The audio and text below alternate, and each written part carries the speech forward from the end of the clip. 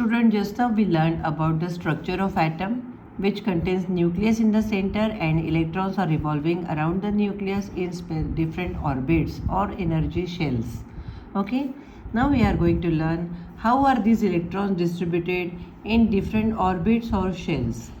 There are certain rules which are followed for writing the number of electrons in different energy levels. These rules were suggested by Bohr and Bury.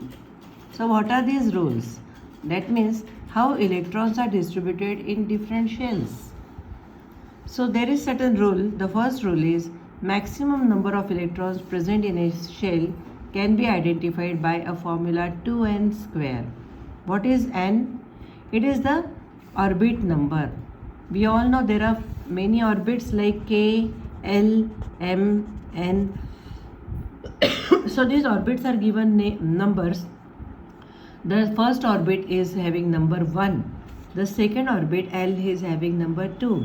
M number 3. N 4. Then the next orbit is O, can be given number 5. P number 6. Q number 7. Write that.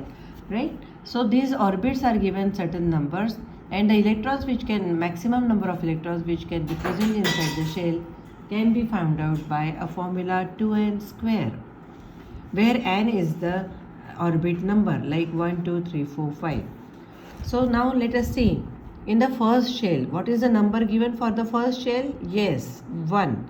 So what is the formula for calculating the electrons, number of electrons? 2n square. 2 into what is the value of n? Yes, 1.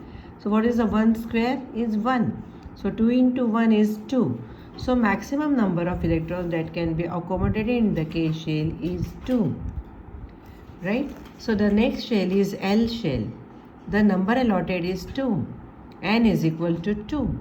The formula is 2n square. So 2 into n square, that is 2 square is 4. 4 into 2, 8. So maximum number of electrons that can be accommodated in the L shell are 8. Next orbit is M.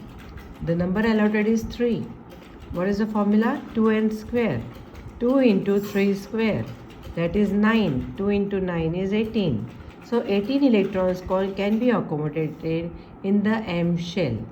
Next is the N shell. N, the number is 4. N is equal to 4. So 2n square. 2 into 4 square. 4 square is 16. 2 into 16 is 32.